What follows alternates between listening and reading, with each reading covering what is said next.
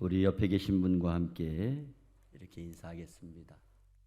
사랑하고 축복합니다. 하나님께서 당신을 쓰십니다. 네, 추석 잘 지내셨지요? 네, 추석은 가을 풍요의 누림이다, 이렇게 정의를 하고 싶어요. 이처럼 성도들도 복된 누림의 신앙이 있는 것입니다. 여러분, 어떤 사람이 진정한 부자일까요? 돈이 많은 사람일까요? 아니면 나누는 사람일까요? 아무리 많이 가지고 있어도 자기만을 위한 것이라면 그 사람은 결코 그 풍성함을 누리지 못합니다. 그러나 작은 것이라도 나의 있는 것을 나눌 때 그 사람이야말로 진정한 부자라고 말할 수 있는 것입니다. 이처럼 이 세상에서 가장 복된 신앙은 어떤 신앙입니까? 핑계하지 않는 신앙입니다. 누가 뭐라고 하든 초질관 변함이 없이 순종하는, 그래서 오히려 핑계대는 사람이 부끄럽게 여길 수밖에 없는 그런 신앙이 진정한 신앙이라고 생각을 합니다. 오늘 본문 말씀은 우리가 항상 부활절 전에 고난주간에 종료주일에 전하는 말씀입니다. 그러나 오늘 이 말씀을 전하는 것은 바로 이 말씀이 우리의 영적 상태에 가장 중요한 이정표가 될 수 있기에 이 말씀을 전하는 것입니다. 예수님께서는 우리의 죄를 위해 십자가의 고난을 받으시기 위해서 제자들과 함께 예루살렘에 가까운 감람산 벳바게라고 하는 동네에 가셨습니다. 그때 예수님께서 두 제자를 보내시면서 말씀하셨습니다. 얘들아, 너희는 맞은편 마을로 가라. 그리하면 곧 매인 나귀와 나귀 새끼가 함께 있는 것을 보리니 풀어 내게로 끌고 와라. 만일 누가 무슨 말을 하거든 주가 쓰시겠다 하라. 그리하면 즉시 보내리라. 이 말씀은 이미 기원전 520년경 스가랴 선지자를 통해서 예언해 주신 말씀을 이루기 위한 말씀인 것입니다. 구약성경 스가랴 9장 9절 말씀에 시온 딸에게 이르기를 내 왕이 내게 임하나니 그는 겸손하여 낙이 곧 멍에 매는 짐승의 새끼를 탓도다 하라 하는 말씀이 있습니다. 두 제자는 예수님의 명령하신 대로 맞은편 마을로 가서 나귀와 나귀 새끼를 끌고 예수님께 왔습니다. 그리고 자기들의 겉옷을 벗어서 나귀 새끼 위에 얹었습니다. 그리고 예수님께서 그 위에 타시고 예루살렘으로 입성하셨습니다. 거기 함께 모인 대부분의 무리들이 자기들의 겉옷을 벗어 길가에 펼쳐 놓았습니다. 그 외에 다른 사람들은 종려나무 가지를 꺾어서 흔들며 나귀 새끼를 타고 가시는 예수님 앞에 호산나 호산나 다윗의 자손이여 찬송하리로다. 주의 이름으로 오시는 이여 가장 높은 곳으로 호산나 하더라 큰 소리로 환성했습니다. 예수님께서 나귀 새끼를 타고 예루살렘에 들어가셨을 때 온 성이 소동하면서 이는 누구냐? 이는 누구냐? 물었을 때에 무리가 대답하기를 갈릴리 나사렛에서 온 선지자 예수라 말했습니다. 여기까지가 오늘 우리가 봉독한 본문의 배경입니다. 오늘 우리는 예수님께서 두 제자를 벳바게 맞은편 마을로 보내면서 매인 나귀와 나귀 새끼가 함께 있는 것을 보리니 풀어 내게로 끌고 오라. 만일 누가 무슨 말을 하거든 주가 쓰시겠다 하라. 그리하면 즉시 보내리라 하신 말씀을 보시고 적어도 나귀 새끼 주인은 주님께서 쓰시겠다고 하실 때에 즉시 순종하고 나귀와 나귀 새끼를 보내주는 것을 볼 수가 있습니다. 오늘 주님께서 나귀 새끼를 쓰시겠다고 하실 때 그 주인은 머뭇거리거나 거절하지 않았습니다. 나귀 새끼의 주인은 주님께서 필요로 하신다면 주님께 나귀와 나귀 새끼를 기꺼이 보내주는 것입니다. 오늘도 주님께서는 저와 여러분에게 요구하시는 것이 있습니다. 그럴 때 오늘 나귀 새끼의 주인처럼 즉시 주님께 드리는 믿음의 사람이 되시기를 바랍니다. 그러면 주님께서 오늘날 저와 여러분에게 무엇을 쓰시겠다고 하실 때 순종해야 되는 걸까요? 첫째로 주께서 쓰시겠다면 내 재능을 기꺼이 드려야 합니다. 사람에게 재능이 주어진 것은 하나님께 주신 선물입니다. 찬양에 대한 재능, 잘 가르치는 재능, 봉사하는 재능, 운동을 잘하는 재능, 음식을 잘하는 재능, 만들거나 고치기를 잘하는 재능 등 저와 여러분에게 각각 재능을 주셨습니다. 이 모든 것이 다 하나님께로부터 온 것임을 믿으시기 바랍니다. 그러므로 하나님께서 우리의 재능을 요구하시면 기꺼이 순종해야 하는 것입니다.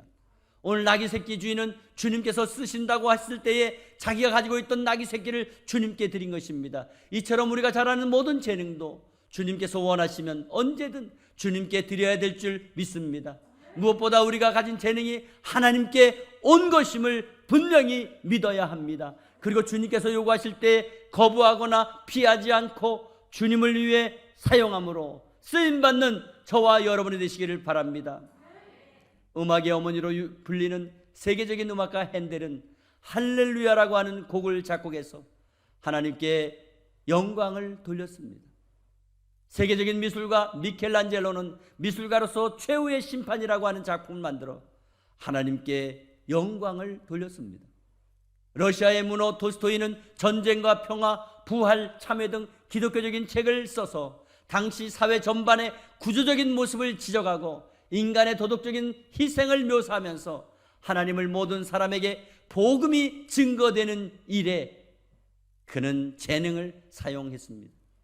아프리카의 성자로 불리는 슈바이처 박사는 신학자요, 철학자요, 음악가요, 의사로서 13년 동안 부인과 함께 아프리카 가봉의 람반 르네로에 가서 병원을 세우고 그곳 원주민을 위한 구제를 하며 헌신적으로 일했습니다. 이외에도 위대한 믿음의 사람들이 하나님으로부터 받은 자기의 재능을 바쳐서 하나님의 나라를 위해 살다가 하늘나라에 간 사람들이 수없이 많이 있습니다. 이러한 사실을 기억하시고 하나님께 받은 재능이 있습니까? 재능을 주님께서 쓰시겠다고 하실 때 기쁨으로 순종하는 은혜가 있기를 간절히 바랍니다. 두 번째로 주께서 쓰시겠다면 내 재물도 기꺼이 드려야 합니다. 역대상 29장 12절 말씀에 부와 기가 주께로 말미암고 또 주는 만유의 주제가 되사 손에 권세와 능력이 있사오니 모든 자를 크게 하심과 강하게 하심이 주의 손에 있나이다 하는 말씀이 있습니다. 이 말씀은 다윗이 성전에 필요한 모든 재료들을 다 준비했습니다. 백성들과 함께 다 준비했습니다. 그리고 하나님께 드렸던 찬양의 가사 내용입니다. 다윗은 이 세상에서의 부와 기가 다 하나님께로 오는 것이며 그는 하나님께 간다고 하는 것을 철저하게 믿고 하나님께 찬양을 드렸습니다. 그러므로 역대상 29장 14절 말씀에 우리가 주의 손에서 받은 것으로 주께 드렸을 뿐이니이다라고 고백을 드렸습니다. 우리가 가지고 있는 재능이 하나님께서 주신 것을 믿는다면 우리가 가지고 있는 모든 재물도 우리 하나님께서 주신 것임을 믿어야 될 줄 믿습니다. 그러므로 하나님께서 만일 내게 주신 재물을 요구하시면 그것도 드릴 수 있어야 되는 것입니다.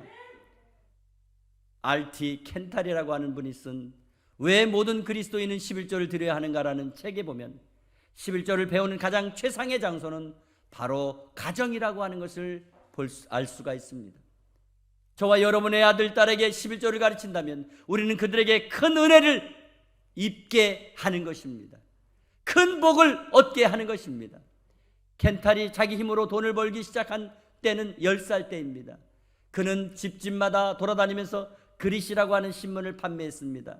그때 신문 한 장 판매하는데 10센트였는데 신문 한 장에 10센트였는데 동네에서 한 부를 팔면 약 3센트가 자기에게 돌아왔습니다. 첫째 주에는 50센트를 벌었습니다. 그는 너무너무 기뻐했습니다. 부모님으로부터 용돈을 받지 않고도 나 스스로가 돈을 벌다니 감탄하며 그가 자기 방에서 돈을 세고 있을 때 아버지가 그의 방에 들어오셨습니다. 그리고 아들에게 말했습니다. 사랑하는 내 아들아, 이 중에 5센트는 주님의 것이란다. 그러자 그는 5센트를 움켜쥐면서 아니에요. 이건 제 거예요. 제가 벌었어요. 제가 열심히 일해서 번 거예요.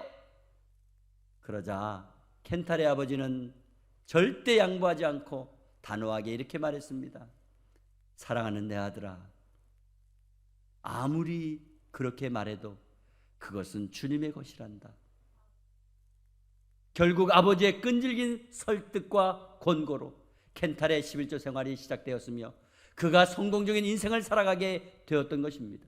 그리스도인은 수입의 10분의 1은 반드시 내 것이 아니라 하나님의 것을 알아야 됩니다. 그것이 바로 11조 정신인 것입니다. 또 물질을 하나님께 드린 후에 내가 무엇을 하나님께 드렸으니까 무엇을 받을 것이라는 보상 심리를 가져서는 안 됩니다. 우리가 하나님께 11조를 드린 후에 그것이 아무리 많든지 아무리 크든지 다윗의 고백처럼 우리가 주의 손에서 받은 것으로 주님께 드렸을 뿐입니다라고 고백해야 되는 것입니다. 만일 하나님께 예물을 드리고 나서 하나님께서 나에게 복을 갑절로 주시겠거니 하는 기대는 올바른 믿음의 자세가 아닙니다. 그렇지만 하나님께서는 반드시 심은 대로 거두게 하시는 분임을 믿으시기를 바랍니다. 세 번째로, 주께서 쓰시겠다면 내게 가장 소중한 것이라도 반드시 드려야 합니다. 하나님께서는 아브라함에게 가장 소중한 것을 요구하셨습니다.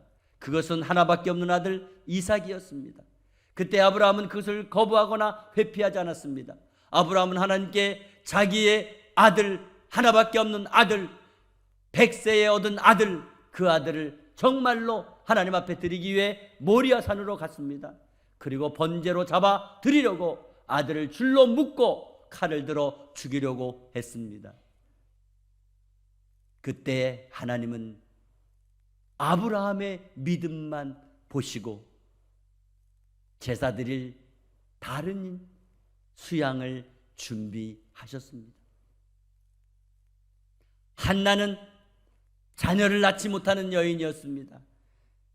그러나 하나님께서 아들을 주신다면 다시 그 아들을 하나님 앞에 드리기로 서원하고 약속한 대로 하나님께서 아들을 주시자 아들의 젖을 떼자마자 하나님께 드려서 성전에서 자라나게 하였습니다. 그가 이스라엘 역사에 손꼽힐 만한 위대한 인물로 성장된 선지자 사무엘인 것입니다. 사랑의 원자탄으로 유명한 손양원 목사님은 공산당들에게 두 아들 동인군과 동신군을 모두 잃어버렸습니다. 그때 그는 슬퍼하거나 낙심하지 않고 고백하기를, 하나님 아버지, 내 아들들을 미국에 유학 보내려고 했는데 미국보다 더 좋은 천국에 갔으니 오히려 감사합니다라고 감사의 기도를 드렸다고 합니다. 내 자녀가 내 소유물이거나 내가 마음대로 해야 되는 그런 존재가 아닙니다. 내 아들도 내 딸도 내 것이 아니라 하나님의 것임을 믿고 인정하시기를 바랍니다. 그러므로 하나님께서 원하시면 언제든지 하나님께 드릴 수 있어야 된다는 것입니다. 하나님께서 내 아들이 목사가 되기를 원하시면 드려야 됩니다. 하나님께서 내 자녀가 선교사가 되기를 원하신다면 드려야 됩니다. 아무리 내 계획이 따로 있어서 내 좋은 뜻이 있다고 하더라도 하나님께서 원하시는 대로 쓰시도록 내 자녀지만 드려야 될 줄 믿습니다. 하나님께서 하나님의 종이 되기를 원하고 있음에도 불구하고 내 아이는 내가 낳았어, 내가 키웠어, 내가 원하는 대로, 내가 바라는 대로 할 거야 하는 그런 생각은 하나님 앞에서 절대 옳지 못한 태도인 것입니다. 내게 가장 소중한 자녀라도 내 거라는 생각 내려놓으시길 바랍니다. 하나님께서 그를 이 땅에 보내주셨으며 그 또한 하나님의 뜻 가운데에 자라게 될 줄 믿습니다. 이 땅에 목적 없이 태어난 인생은 아무도 없다는 것을 기억하시고 하나님의 뜻에 따르는 은혜가 있기를 바랍니다. 네 번째로, 주께서 쓰시겠다면 내 생명도 기꺼이 드려야 합니다. 프랜시스 라이들 하버겔이라고 하는 음악가가 쓴 찬송가 213장 찬송에 나의 생명 드리니 주여 받아주셔서 세상 살아갈 동안 찬송하게 하소서. 손과 발을 드리니 주여 받아주셔서 주의 일을 위하여 민첩하게 하소서. 나의 음성 들으니 주여 받아주셔서 주의 진리 말씀만 전파하게 하소서. 나의 보화 드리니 주여 받아주셔서 하늘나라 위하여 주 뜻대로 쓰소서. 나의 시간 드리니 주여 받아주셔서 평생토록 주 위에 봉사하게 하소서. 아멘. 사랑하는 성도 여러분, 사도 바울은 주님께서 그의 생명을 요구하실 때 구차하게 다른 이유 되지 않고 로마로 들어가서 그의 생명을 기꺼이 하나님께 드렸습니다. 소모나의 교부였던 폴리갑도 86세의 나이에 하나님께서 순교하기를 요구하실 때 그는 그 자리에 구차하게 피하거나 이유를 달지 않고 기쁜 마음으로 불에 타서 화형을 당했습니다. 주기철 목사님은 일제 지하에서 신사 참배하기를 끝까지 거부하다가 감옥 안에서 기꺼이 순교하셨습니다.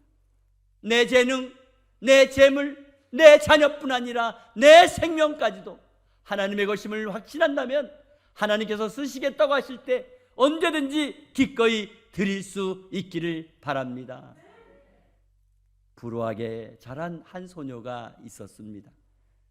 그녀는 벨기에 브뤼셀의 가난한 가정에서 태어나서 홀어머니와 함께 살고 있었습니다. 먹을 것이 없어서 물로 배를 채우며 살았습니다. 아사 직전에 이웃에게 발견되어 겨우 목숨을 건진 적도 있습니다.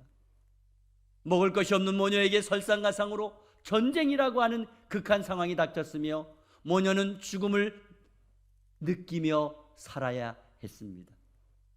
불안하게 살고 있었습니다. 그때 한 구호단체가 그 모녀에게 구호품을 전달해 주었습니다. 모녀는 그들에게서 받은 식량으로 굶주림을 해결할 수 있었습니다. 그 단체는 유니세프로 지구촌의 굶주린 어린이들에게 빵을 나눠주는 구호단체입니다.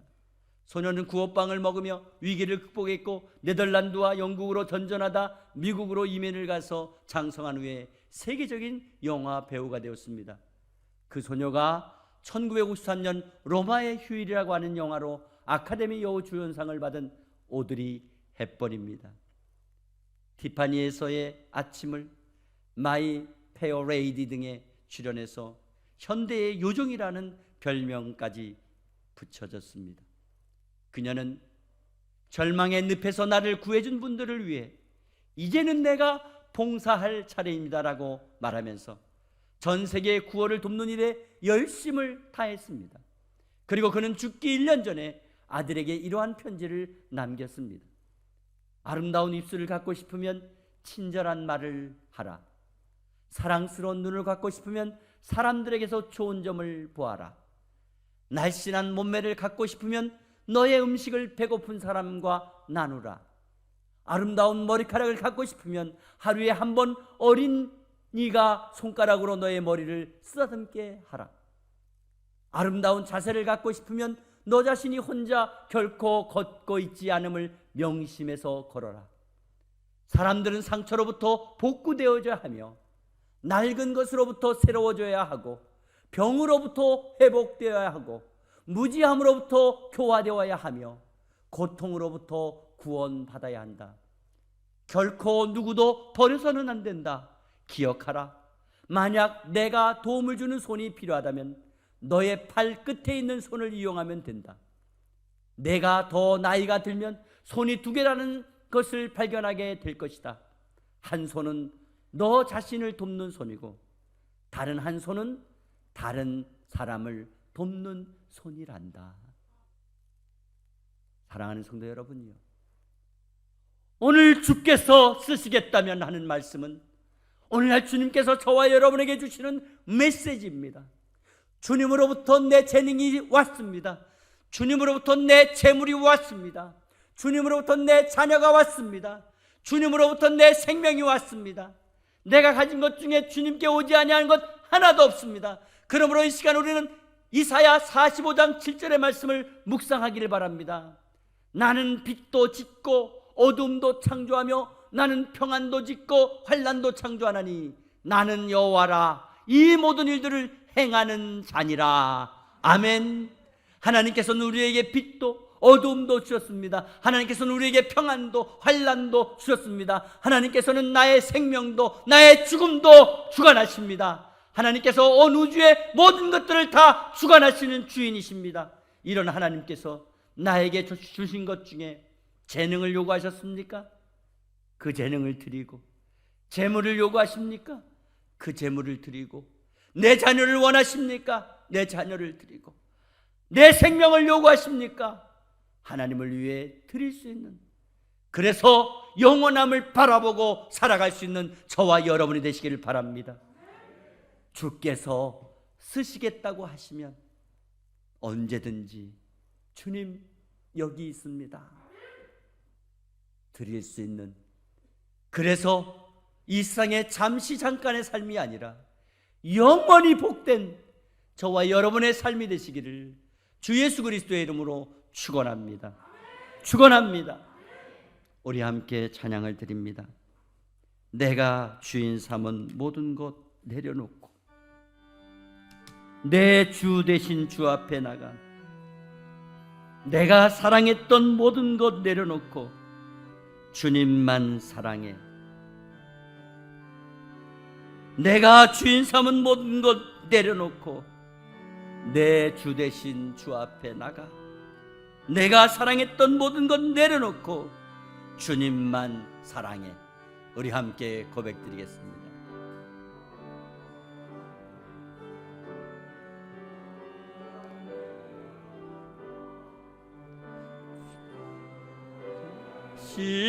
주 앞에 나가 내가 사랑했던 모든 것 내려놓고 주님만 사랑해.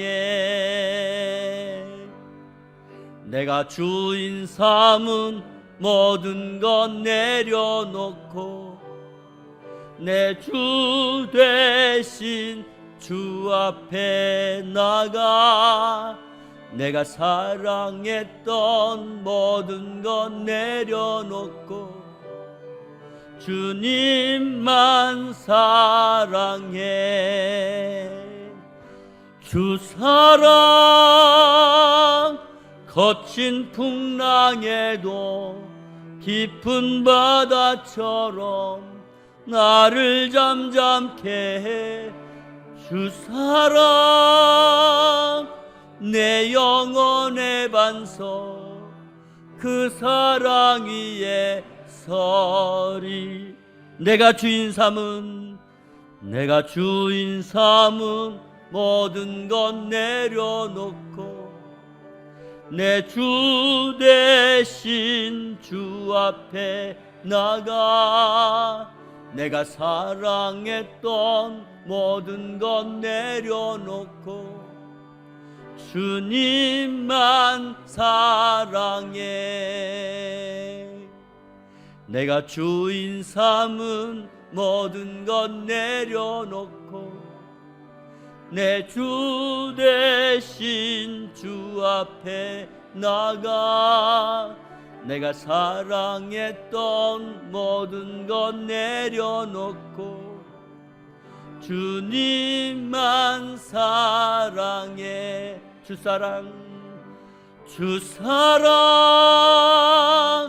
거친 풍랑에도 깊은 바다처럼 나를 잠잠케 해. 주 사랑 내 영혼의 반석 그 사랑 위에 서리. 사랑하는 성도 여러분, 우리는 이 세상에 태어날 때 아무것도 가져온 것이 없습니다.